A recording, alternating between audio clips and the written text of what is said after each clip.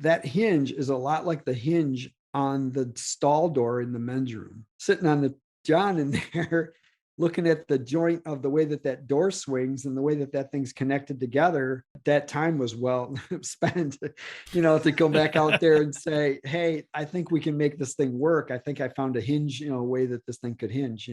Hi, you're listening to the Maker's Quest podcast. I'm Brian Benham.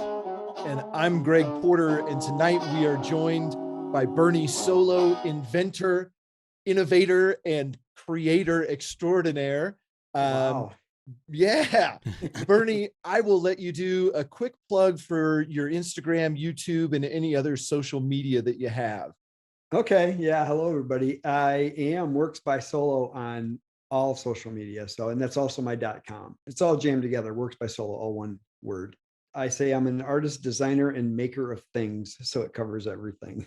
I think that is an apt description, Bernie. For those who don't know Bernie, I've been following your work, it seems like, for quite some time. I think we probably ran into each other on YouTube before anywhere else. But well, it's when I bought your Twisted Sharpie. Yeah, that's when we got together. When I bought my first Twisted Sharpie from you. There you go. And for those of you who haven't seen it, Bernie has one of the coolest fidget spinners. Course, you pulled that out. Yeah. For those who want something just really cool. And now, of course, the name's escaping me because I'm getting old and I forget things. I've even got your T-shirt with it on there. Hold on. Oh, the Sprocket. It. So that's trademarked. I did get my trademark. It came through. And you've actually been still. So you've been copied. You've been completely ripped off, right? There were some folks offshore, let's say, that were making their copy of the Sprocket and selling it. I'm not sure, was that on Amazon or it was somewhere? Oh, they still are. Yeah. It is a manufacturer. The company itself is in China and the manufacturing is done in China. They actually contacted me and they complimented me on how well my YouTube video was, showing them how to make it. So the guy was nice. No, it was really nice. He was very cordial. He even asked me if I had a patent yet for licensing and things like that. And I don't have a patent number. It's patent pending still. And so he was like, well, I guess we can't really do anything right now. So, so it was, I actually got contacted by those people, and it's all over Amazon and everything. And I get, people, and my patent attorney, he said, just take it as a big compliment. He goes, a lot of people have inventions and patents and things like that, and they don't get ripped off. So you must have had it. You must have a good thing. So along those lines, I know I get asked all the time about patents for the little inventions that I've come up with. And my standard response is, we all hear the word patent when we're, young. Hey, it's a patented this or that, you hear it on TV. The process is expensive. It's fairly long. And at the end of the day, the question is, will it really protect your intellectual property once you have it? Because you have to defend it. You have to pay a lawyer to defend it if somebody rips it off. So there's a fairly large dollar amount that you would have to go after before it even makes sense. So my question is, number one, how many patents have you applied for in your life? And then how many have you gotten? One and one. Since I was a little kid, I live in Michigan, and there's a wonderful museum. You may have heard of it in Dearborn, Michigan. That's the Henry Ford Museum. Henry Ford in his life was just, he wasn't an inventor, but he collected inventions, and he's got some very important historical inventions that he purchased and put in that museum for everybody to enjoy there. And as a kid, we would take field trips, in school. And I just thought back, I just wanted to be an inventor at some point and have a patent, So I had this idea for that fidget toy, and it really hit a lot of, people really liked it and everything. And I researched it, and I thought this could be something that could be my on my bucket list, to have that patent. So, but that. Yeah, and what you were saying about the protections, there's a lot of things that assumptions that people make about those that I did discover the truth about all of that. That there are no patent police. There's nobody out there that's going to watch for that stuff for you. And as far as the costs go, the situation that I'm in right now is that my attorney, nice guy, he is looking out for me, and he said, like with the Amazon resellers, that we could go out there and just have them. They're resellers. They're buying the wholesale. Right. So they're not actually the manufacturer reselling it. and we could stop them. He could just write a letter and say, you need to stop this, cease and desist, type of a thing, and just do that to every one of them. But every one of those letters that he writes is going to be several $100s, $500 to $800 per letter. And I don't get any return on that. There's nothing I get back. There's no damages. There's nothing. It just stops them.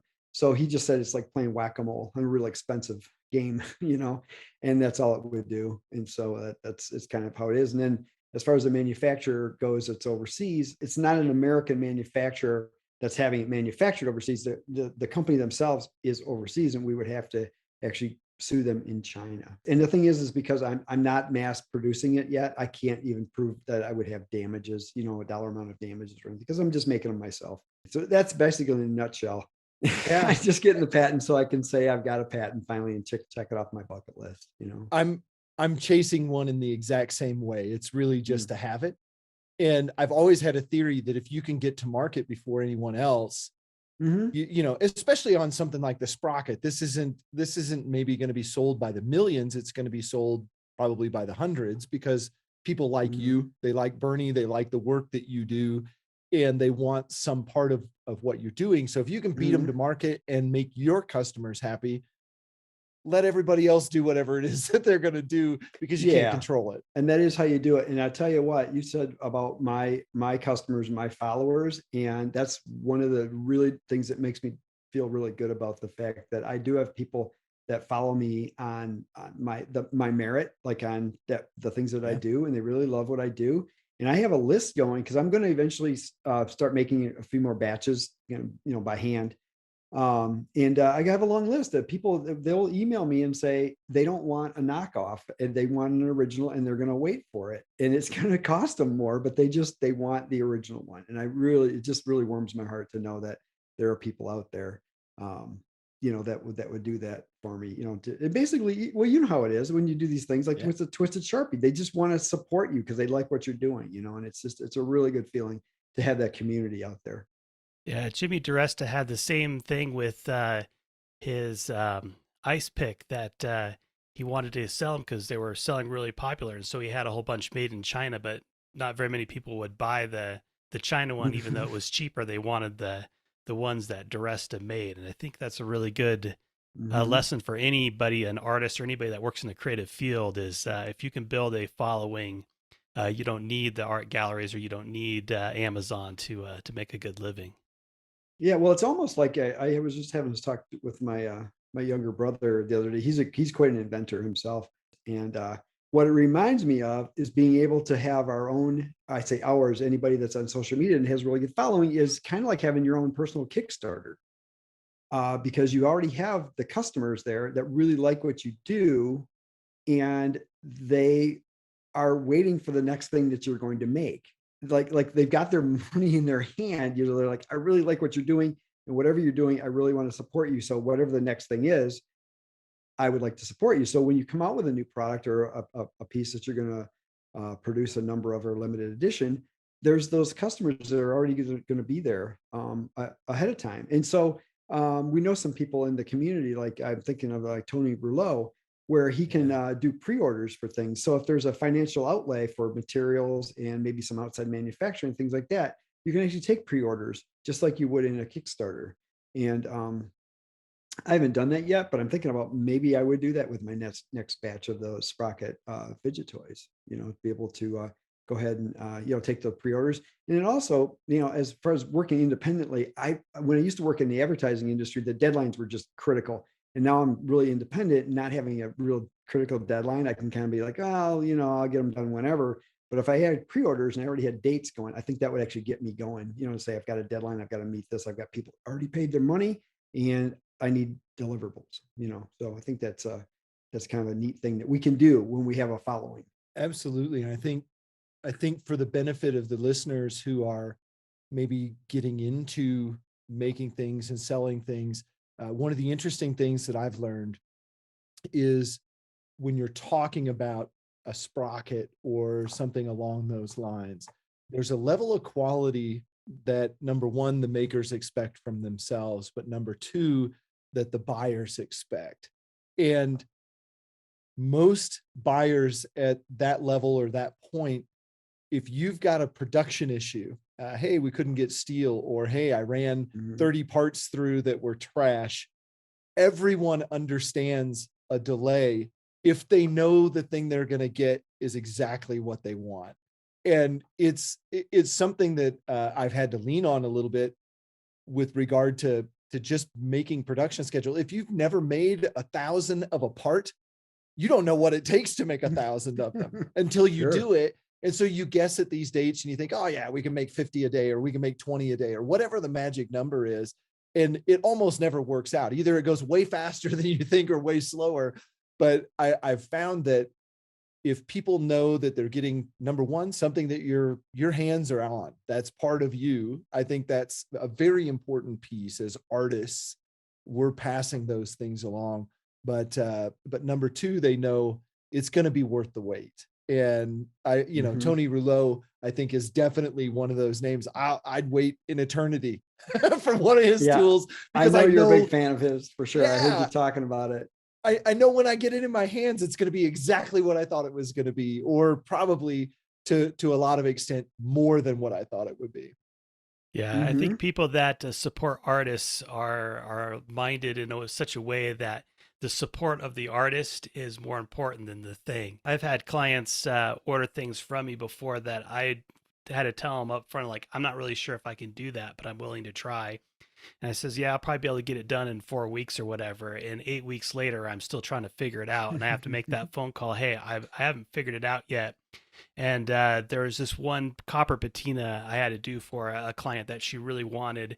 And it took me a while to figure it out. And now that I figured it out, I've implemented it in other things. And so every time I post a photo of something that I've used that technique on Instagram after her project, she always messages me and she's like, I love the fact that I pushed you down this route.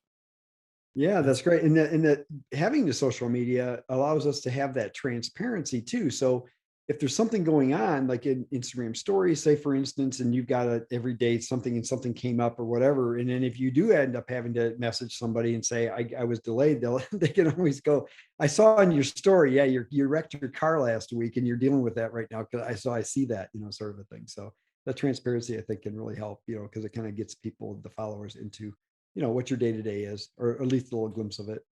I see your drafting board behind you, and my Oh heart's yeah. my heart's kind of going pitter Old patter, because I school know stuff. I know we come from a slightly similar background in that we're probably more traditionally trained in terms of design and how you illustrate your designs. I think you've actually made comments on some of my drawings on Instagram. I'll post my little sketches every once in a while, and Yeah. it always like warms my heart that there's other people that appreciate, good lettering and nicely done sketches. But you also have crossed over. I've seen some of your Rhino work, and I know you use a host of other softwares. Most people who are working on that digital side, but you have this really great way of melding, I'll say, the computer design, CNC techniques, but then also hand techniques and old world machining. And I just want you to talk a little bit about, number one, your background, what that looked like for those who may not know, but then how did you start incorporating some of the technology into what you're doing? Okay. Well, like I told Long you guys in the question. pre-show that I'm just about to turn 60 years old. So living a long time and doing a lot of things, everybody, I would say most people would gain wisdom, gain skills and things like that. So for people that are younger, they're still in the path of gaining all these skills. So I want people to know, like, that it does take time. A lot of the stuff does.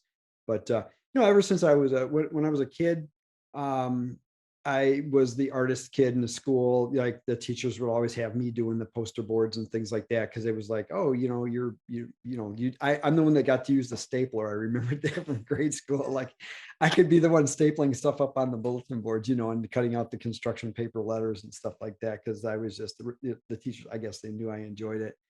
And I was fortunate enough that I my parents were pretty much just open to whatever I was doing. I don't remember them pushing me in any particular direction, and they weren't overly concerned about my grades and things because academically my grades weren't that great. I almost flunked out of high school. Luckily, I was able to get into some of the shop classes And we actually had a printing press, a little printing press at our high school. It wasn't like an antique one like Jimmy has, but it was an electric printing press. So I actually learned some Oh yeah. graphics there. We had photography class in high school, and I was also on the yearbook staff. If I could probably list something that was probably really significant to where I actually got into what I decided to do for my first step in my career, was the fact that I had a photography teacher that was really good and knew that I really liked it. I wasn't just in there to try and get the grade because I was failing other things. But so he really he knew that that was it. So he let me do some extra photo projects. But tying it in with being on the yearbook staff was that I was taking pictures for the yearbook, which was it was like a for advertising. Like there were the sponsors, the people that would donate money, to the school to support the cost it took to print the yearbook. So they take ads out. And so I was actually going out and photographing like the local pizza place, or the dry cleaners or whatever, and doing all that and then turning those pictures in. They were deadlines. They were for ads. And so I started doing creative work like that. That was actually commercial creative work. It was creative work that I actually had an assignment for, and there was a brief that was like, this is what you got to go do. And you need to get this done. And it's got to be. So when I started doing art in photography, I did the graphic for the cover of the yearbook. And it was a piece of art that got, printed onto the cover. And I did the divider pages and things like that. So I was doing art, but it was art that was asked for, and it was because I wasn't getting paid for it. But then it turned into like, oh, you can do commercial art, and you can have art that you get a purchase order for, and then you do the art, and then you bill them, and you get paid. It wasn't like fine art that I do the art and then I wait till somebody wants to buy it. That's Right. a completely different thing, right? So you guys both know how that is, where you get an assignment from a client, you're like, okay, I've got this creative thing I need to do and do it. So at a young age, I had even painted a couple of poster things and a little sign and stuff for like the local party store and things like that. So I just kind of got a taste for doing creative work and getting paid for it, like right then, not waiting until later type of a thing, not the starving artist scenario that a lot of people think when kids go to art school. Then I found out about the College for Creative Studies, as it's called now. It was a Center for Creative Studies in Detroit. That's where I decided to go to school for my college. So I do have a bachelor's fine arts degree, but it's in commercial art, illustration, and photography. And in the Detroit area, I'm sure there's other cities around the country that are like this too, but because of the automotive industry, there were actually commercial art studios that would had like, 10, 20, 30. I think the biggest studio had about 30 artists on staff, on payroll, that were doing commercial art. Most of it was automotive. It's amazing the things you have to do illustrations of. I mean, I remember I spent one summer painting brake parts. I did airbrush illustration, technical illustration of parts for brakes, brake drums, brake pads, and things like that. So Some of my favorite illustrations come out of old workshop manuals that show you how to oh repair yeah, things on cars, because they would start with a photograph, but then they'd have to airbrush detail in because they couldn't light it properly. And they're yeah, just wonderful illustrations. yeah, yeah. And so I was interested in that same type of thing. So that's the kind of art that I was doing. That was a all manual, hand done type illustration work up until I remember it was actually 1990. There was a friend of mine, two friends actually, that decided to invest in a computer system that they could do digital artwork on. And we had at the studio at the time, so that would have been like the late 80s. And there was one Apple Macintosh computer that was there that you could do some typesetting on. And they were just kind of dabbling in it at the time. There's a company out of England, Quantel with a Q, Quantel Paint Box. It was a video system, but they came out with a graphic paint box, which was a computer that was specifically made to do illustration for print. And so I was fortunate enough to have access to that. And I showed such an interest in it. They said, would you like a full-time job doing this? And I literally went from paint to digital. Like within a few months, I was fully digital doing that. So we were doing illustration work, but the system was really expensive, and trying to pay the bills and pay for the computer time and all of that. They moved into doing what was new in Detroit at the time was photo retouching. Well, car photos, they're beauty photos. They're just like fashion photos, but they're of Yeah. cars, right? They were always retouched. to make them look nice and clean and all the reflections were straight and everything like that. But so what was asked of us was, can you use this computer system to digitally retouch the car photos? So is that kind of like the first iteration of Photoshop, or the kind of like a Photoshop type of a program back then? Yeah, it didn't do anywhere near what Photoshop Shop does today, does, but but that it was was an kind of the first. industrial system. I actually have a poster still of some flyers from Photoshop 1.0, like when it came out, like that was a thing right about that time, because that would have been right around, like I said, right around 1990, 89, Yeah. 90. I think that would have been Photoshop 1.0, like when Yeah. that. So it was really great that I had the chance of going from hand drawn art to digital, be able to see that transition, to go across and do that. So I did that for worked there for about a little between 4 and 5 years at the time. But also, so that would have been 90. I started there in 93. I incorporated my company because I wanted to design lamps. So I was really into that, and also mid-century modern. I really like Yeah. mid-century stuff. So I started designing lamps, and it was recommended that I incorporate, so for liability of making electrical type things. And they were art lamps, so I wasn't doing any production. The big message is, especially for, I always talk about the young people, but it's older people too that are getting into some of these making hobbies, is that any life experience that you have is actually valuable when you're making things. Oh yeah, I mean, it's a little bit of a tangent story. There was a conversation I had. I was a mentor with the first robotics team when my son was in high school. I was helping with the design. That's kind of what I was doing. I'm not an engineer. I wasn't able to figure out any of the electronics or the programming or anything like that. But it was about the actual hands-on building the thing, and figuring out, which size bolts to put in and hook it all together and stuff like that. And one day we were working on, I forget what part it was. It was a manipulator on the front of the robot. There was some sort of a hinging system that had to lift a big piece of the front of the robot up and down, because it had to shoot a rubber ball or something like that. The kids were like, I wanted to do this thing. And so the adults would come in and say, okay, let's see how we can make it do what the students want this thing to do, and then work through it with them. So I told them, I said, well, that hinge is a lot like the hinge on the stall door in the men's room. Yeah. So I said, maybe TMI here, a little too much information, but sitting on the John in there, looking at the joint of the way that door swings and the way that thing's connected together, um, that time was well spent, to go back out there and say, hey, I think we can make this thing work. I think I found a hinge, a way that this thing could hinge.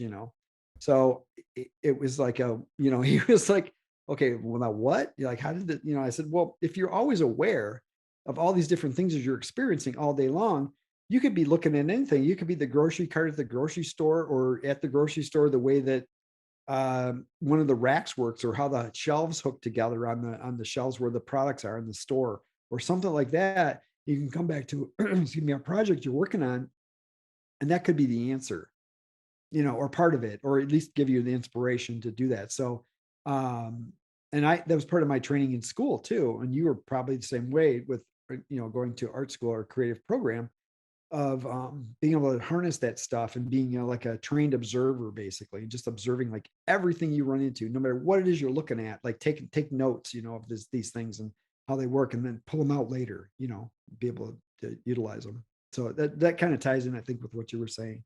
Absolutely. That's something I always share with our young people in the office, is that everything's another opportunity. And it's just a matter of applying whatever creative thought that you have to that opportunity. And I'm just, because I have a Topo Chico bottle here, I'm looking at, some of the little detail in the bottle, some of the texture, some of the different ways that it interacts with your hand. I mean, it's just a simple bottle for fizzy water, right? But there's little Mhm. details that make it different than the competitor, that give it a different tactile experience that maybe makes me want to have, another 6-pack of this in the closet, and Yeah. it's amazing when you stop and you say, okay, something can be very utilitarian and just sort of answer the question. That's sort of step one. Okay, let's get it to function. But then step two is, what's the next layer of design that we can add to this thing? And that doesn't mean decoration. It means design, and design can increase functionality. It can increase the experience in some way, or it can heighten the experience in some way, Mhm. or it can accentuate a certain part of the design that you want to feature. And that's the next level, right? That's when you get beyond the simple lever to move a rock, and you get into something that forms to your hand and somehow moves the rock in a better way. Oh yeah. Yeah. There's and I think and as time goes on and I get older, I'm realizing that those things are really, for me, those are the things that make me enjoy life every day. Like I don't think I've said I'm bored since I was a kid. Because how can I be bored when there's all this around me, all these things to observe and all these things, picking some stuff up. Now, I was back, if anybody, the listeners haven't listened to any of your back podcasts, I would suggest that they go back and listen to them because there's some very interesting subjects you guys have covered. And one that I'd recently listened to, which was maybe, I don't know, 4 episodes ago or something, you were discussing some of the architectural things and talking about just experiencing stuff. Um, just in our designing our own house, there's just so many things that were just so obvious. Like, and you may have talked about this exact subject at some point during your architectural experience.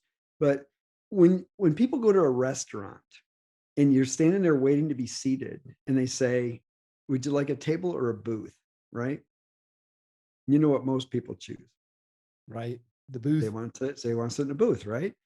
And so we went over that when we were working with this architect couple, residential architects, when we did our house.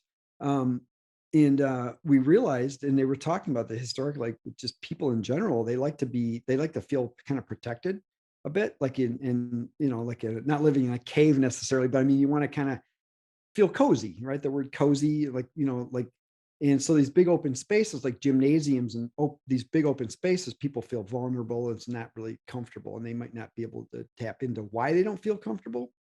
And maybe even the colors are cool colors in big open spaces and cool colors. It's like, I'm in the, Arctic. It's like, because it's like not comfortable, right?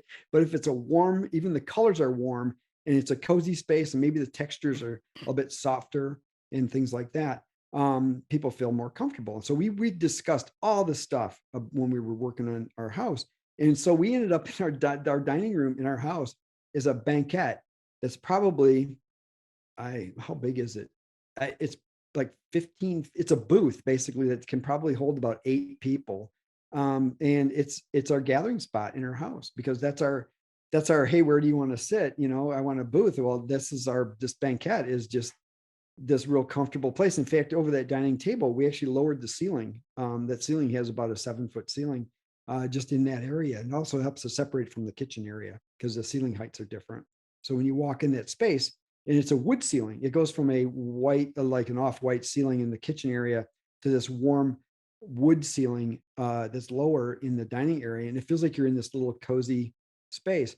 And I would have never, if I wasn't educated by those architects, I may not have ever defined that.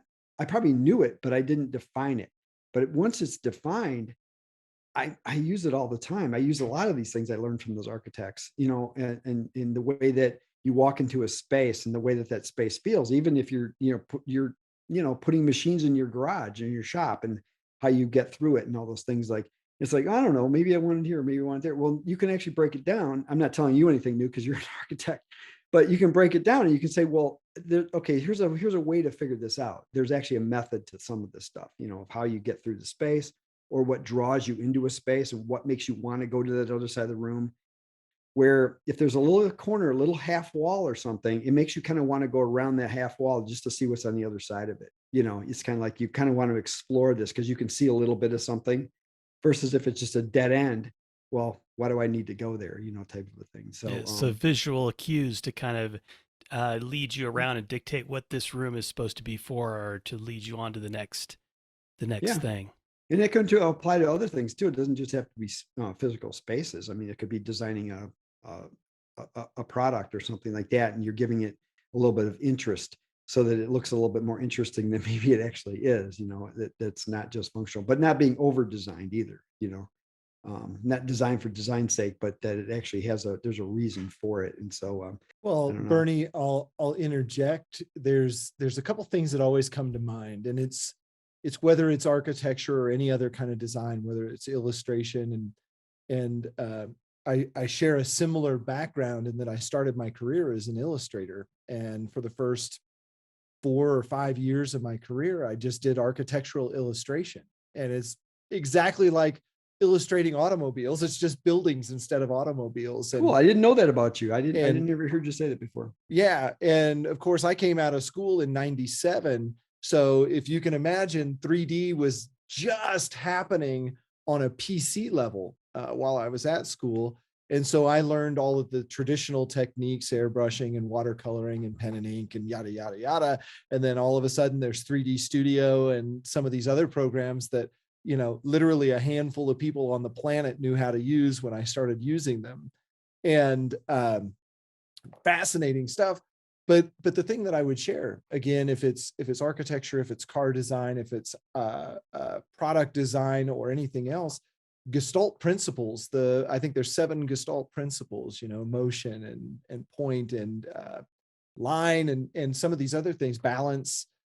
When you look at those, they apply to everything, and they apply to architecture as well. But you look at graphic design and they apply one way. It's a piece of paper or it's an object that's printed on. And then you go into a 3-dimensional space, those same rhythm and tempo and all of those things apply. It's a matter of how are you drawing your eye across the space, and maybe it's not your eye, maybe it's a human body to experience thing.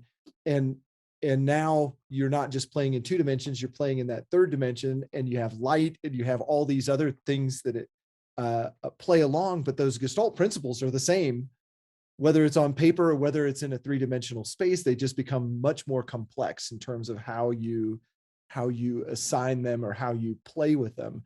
And the other thing that I always like to share is that when we experience space, it's like a movie in some ways, but it's extraordinarily nonlinear. And it's a piece of music, but it can be played in any order that you want it to be played. And sometimes it's not played completely, sometimes it's only partially played. And when you start thinking of designs that way, and I'll go back to some of the things that I've seen you build and design and make, for those of you who haven't followed Bernie for forever like I have, you made this really interesting concrete lamp at one point in time. And I don't remember what you called it or what the name is, so somebody could look it up, but you could probably share that. But you look at the initial design, and I'm doing this all from memory. It's been a long time since I've seen that lamp, but It's a while ago. I seem to recall that there were rustication joints, or that's what architects would call them, but joints it wasn't just smooth concrete. There was detail in the concrete. So even within the individual piece, there was more to experience from a visual, from a textural perspective. And I think when you talk about 3-dimensional things and complex design, that was a very small package that was extraordinarily complex through what it looks like, feels like, but then how it was actually assembled was a whole other set of problems. Oh yeah, yeah. Well, the initial idea, and if anybody goes and looks at that, I hope you go and check it out. That I was the idea of having a CNC router machine.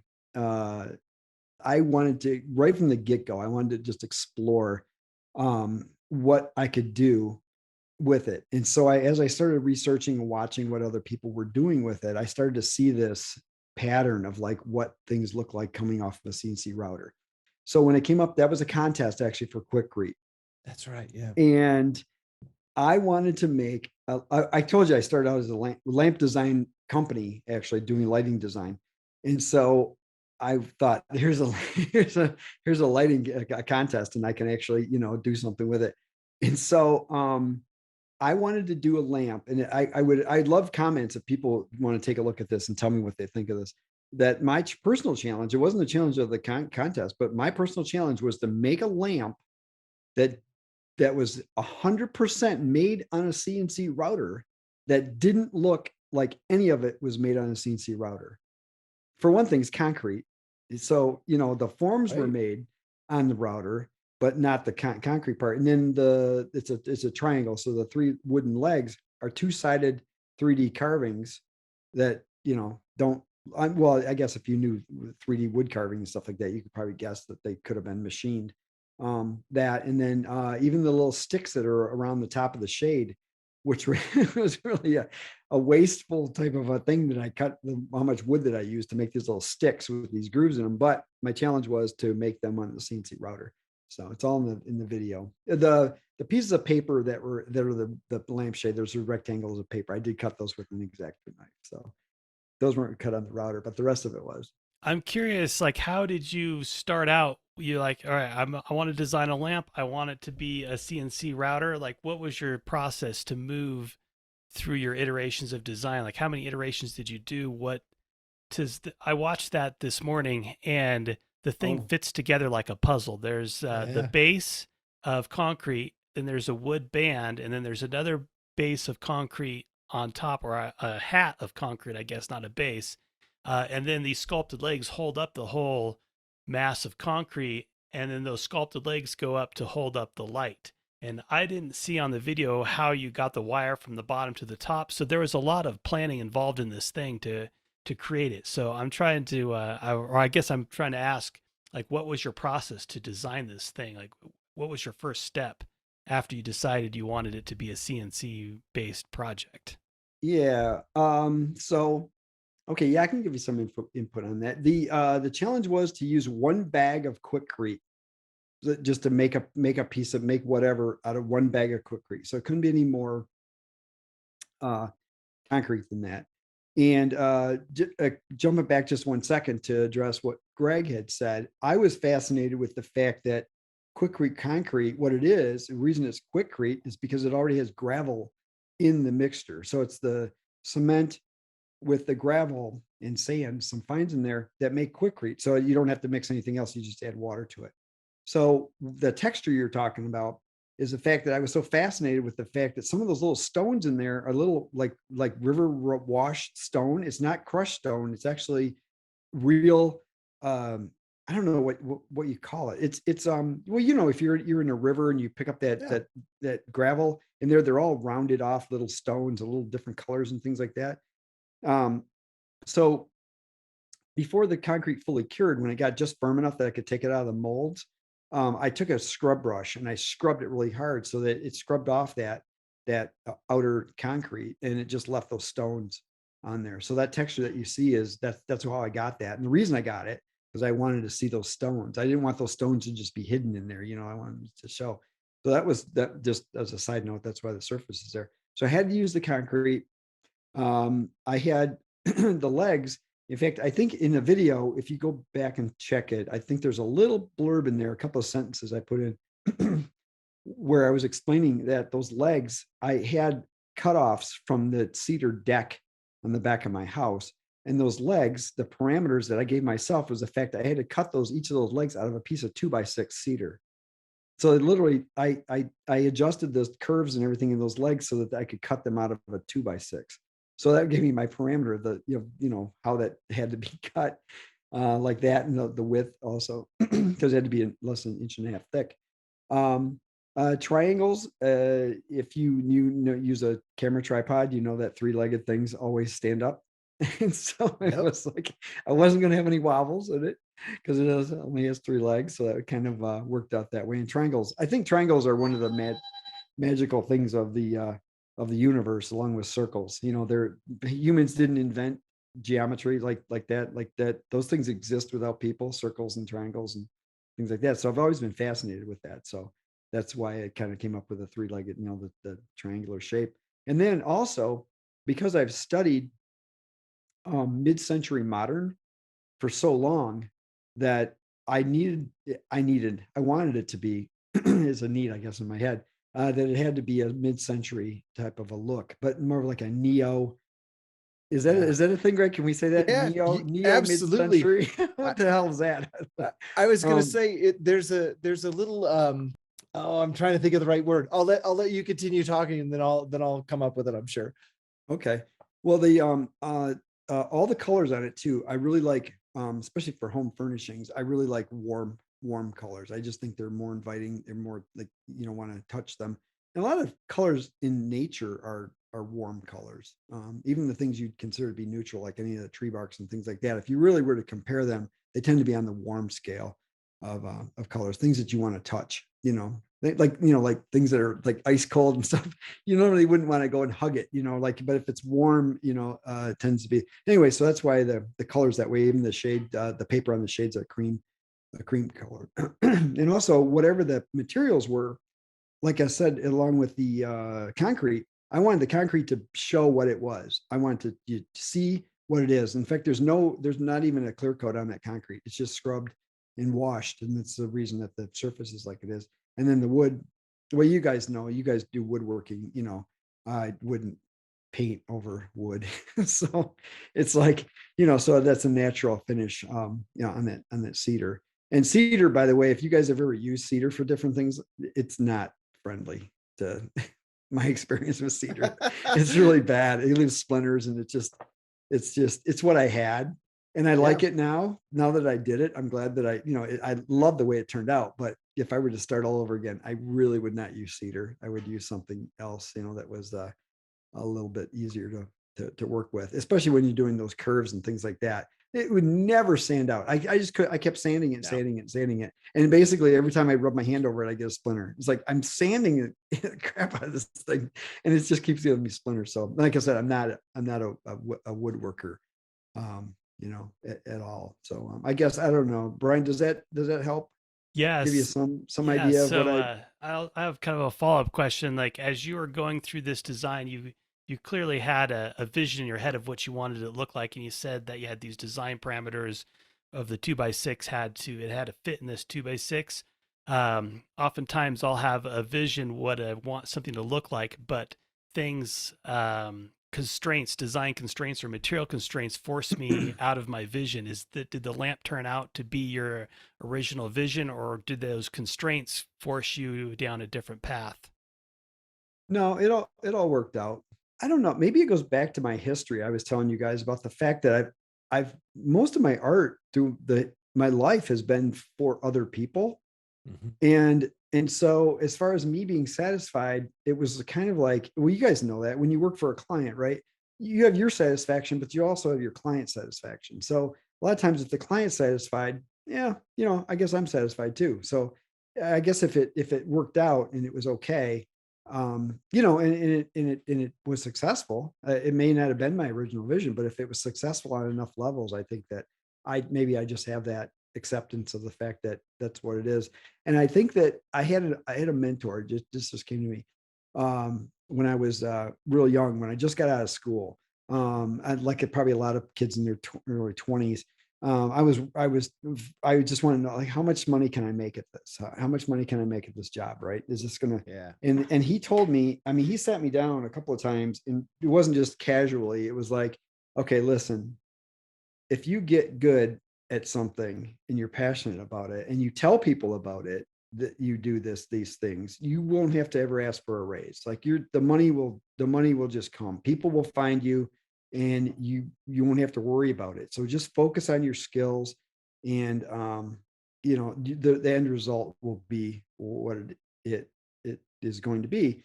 And another thing, what he would say, and I remember so clearly him coming to me and saying, well, maybe it just doesn't want to be that way. Maybe you're trying to make it something it doesn't want to be. And I went, "Oh, what are you saying? And he would say, well, maybe it wants to be this way."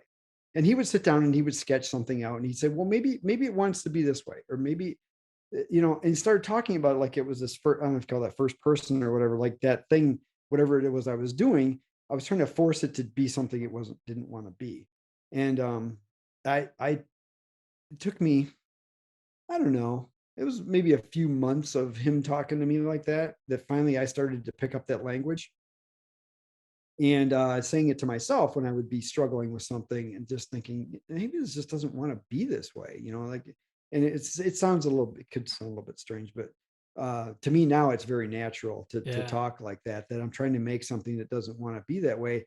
And, this gets really deep and philosophical, but a lot of times I think that as artists, we're, how do I, yeah, it's hard to explain it, but it's something that like wants to exist, and we're like the conduit to Yeah. make it into what it wants to be.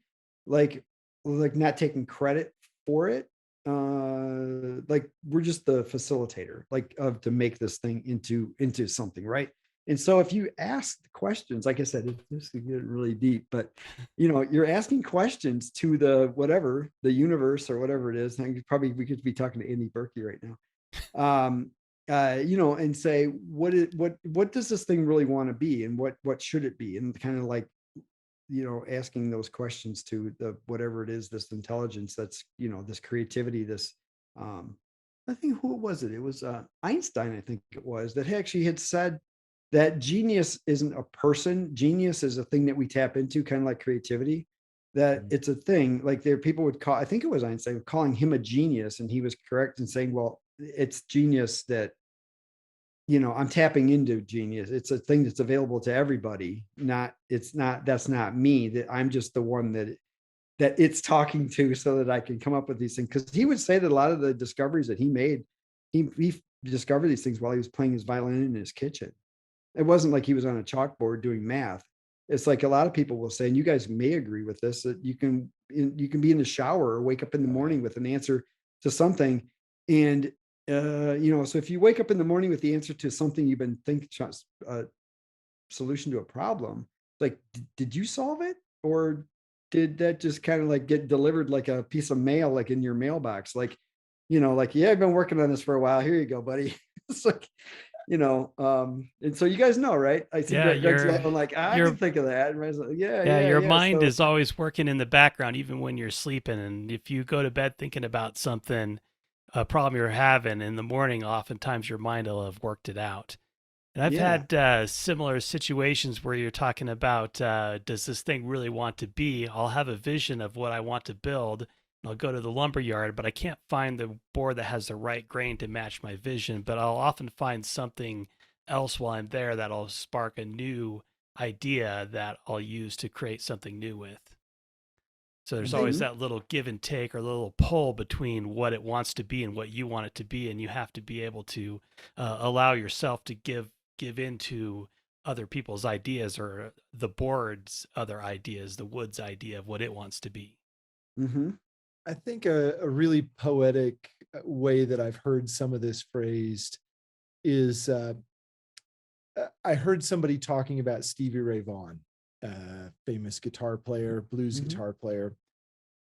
At the time, easily at the top of his game, there was nobody like him. And, you can argue he fed off the people before him. Absolutely, he did. But you can look up performances that Stevie had, and there were good nights and there were okay nights, and then there were these phenomenal performances.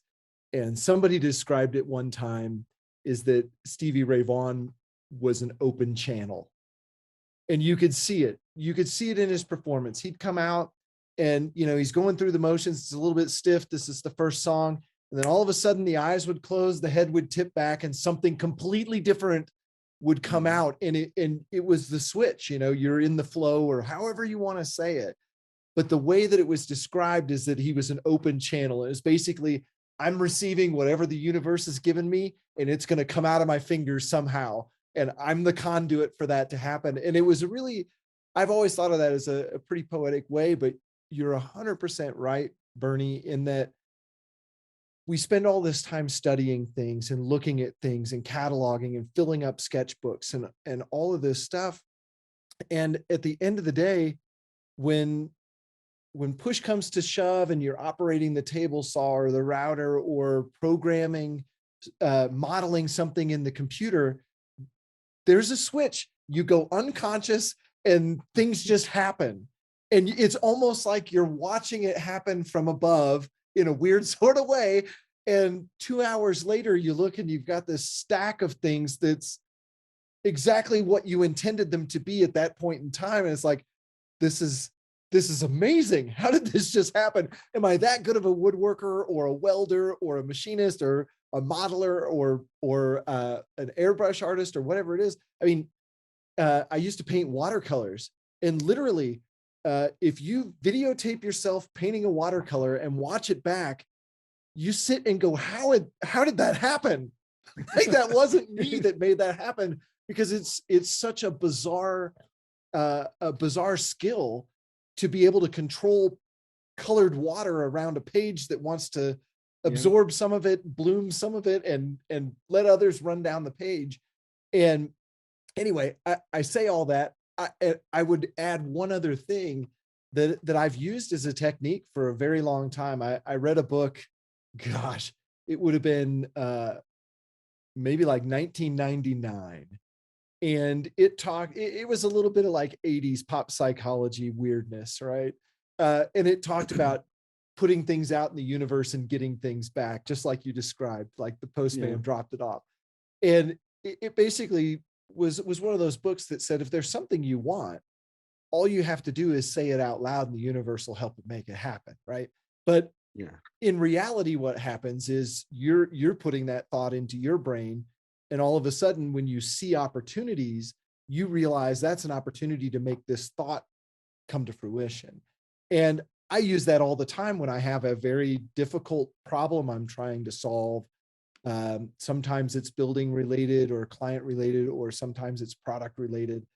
I throw it out there because I know, just like Brian said, my subconscious mind is going to just sit and churn on this thing, whether I'm thinking about it or not. Once I put it out there, and 2 or 3 days later, you open that proverbial mailbox and it's like, here's the answer. and and it's pretty amazing when you when you adapt that as a skill and a problem solving technique, that you don't have to sit and burn through 15 pencils. Sometimes you just need to let it simmer on the back burner for a couple days and it'll come to you. Yeah, I think it goes the what I described about that the bathroom stall. You can actually run it the other way around too. That you can say you can actually go take a walk, and a lot of creatives will do that. They'll go take a walk somewhere, and they'll go to the store, they'll go do something. And I know for me, when I do that, I'm not doing it just mindlessly. I'm going out there because I put that question out there, like you said, out to the universe. And I think, you know what? The universe might not be using my mailbox today. The universe might be giving me that answer down at the park or at the store or, somewhere else. So I'm going to go wander around and go, oh, there it is right there. It wasn't in the mail, it wasn't in that proverbial mailbox. It was somewhere else. So not just going out, like I said, not just waiting for something to happen, just sit there. Because as professionals, professional creatives, um, you can't sit there and just say, oh, the answer will come to me. The client's calling. It's like, well, the answer's not coming to me yet. So that's why I had used the term harnessing earlier, harnessing the creativity, like making it work, like going to work, like you do. Brian, I'm not sure, what do you have your day job that I work for myself. I build custom furniture, pieces of art, you that do? kind of stuff. Yeah. Okay, good. So we're all in the same camp there, where when you show up at, say, I'm going to go to work now, Greg, you go to an office away from your house, right? Yes, I do. Yeah. Okay, so we go to work wherever we're going, whether we're going to the other room or we're going to an office or whatever, and you basically got to go there. You got a client, you got to turn on that creativity. You can't just go, well, today I don't feel like it. Well, no, it doesn't work like that. So to gain those skills, I don't know, you call it soft skills, mental skills, or whatever it is that, you want to get something done. And so, like I said, you can go chasing that stuff too and go, the answer is somewhere. The universe is pretty big. I'm going to go walk around and see if I can go find this thing that seems like it's not coming to my location at this moment. It's like, and so go looking for those things. And who knows whether that was sit there for you or not, or if it just happens to be that, um, you might meet somebody that just happens to, I don't know, they got a new type of ballpoint pen or something that's just like, Yeah. that's the thing what's that mechanism thing? And it's just like, oh, you know, that's what I was waiting. That's the thing I needed, or whatever. And it might not be that. Yeah, I think it's a lot about being open to your environment. A little while ago, a couple weeks ago, I was in Vancouver, Canada, and I was walking around Vancouver downtown, and there's this old part of town where the street is all cobblestone and it's loose cobblestone. And so I was just walking along the street and listening to the cars drive by, and every time a car would drive by, all the cobblestones would rattle, and it just got me thinking, like, I need to make something that has some type of sound to it that just kind of every time something swishes by it, it makes some kind of weird sound or something. So I've been slowly sketching out some kind of sculpture that I want to build in the future just by being open minded to it. And then Hmm. to piggyback on your bathroom door stall thing, it's a lot about cataloging your environment. Like, okay, I saw that, I'm going to put that away for a later recall, and being deliberate with your I guess, for lack of a better word, your dreams. Like when you Mhm. have a problem that you're trying to solve and you go to bed thinking about that problem and your subconscious works on that, it's going to pull from all those kind of things that you've cataloged into your brain. Hmm. Yeah, I know. Do you guys keep sketchbooks? Are Oh you yeah. very adamant with that? Now, I do, but I'm not. I really have to remind myself to go write those things down. My toxic trait, Bernie, is that I sketch on random Mm. things and I don't put them in my sketchbook all the time. So I've literally got an area of my desk that's just piled with sketches. And whenever you mentioned you never say the words "I'm bored," I'm never Mm. at that point. But every once in a while, I'm like, "What am I going to work on today?" And I'll grab a little pile of sketches and start leafing through them and go, "Nope, that's the one I'm working on today. I'm going to take," because most of the sketches are that initial flash, right? And Yeah, yeah. You've got to get it down, or it's not because you didn't think of it, and so you need to jot it down before it disappears, right? yeah, I heard Neil Young talk one time, and I hope I haven't mentioned this on the podcast because these are, things that you see. He was in an interview, and the person interviewing him said, "I've heard that you never go anywhere without your guitar, nowhere." And he goes, "You're absolutely right." He said, "When you have something hit, you have to deal with it right now." And he said, "My job relies on me writing songs and being inspired." And he said, "I had to leave a friend of mine's anniversary party the other day to walk out, pop the trunk of my car, and get my guitar out and work through this idea that I had in my head." He said, because they're, and his words were, "Those things are fleeting and they don't come back. So you have to capture them while they're there." And I think it's a skill, but it's also a discipline to be able to say, "I have this idea. I need to get it on paper." It doesn't have to be complete. It doesn't have to be perfect. I'm not giving this drawing away as a Christmas present. It's me capturing this fleeting idea. And it's so important to do that.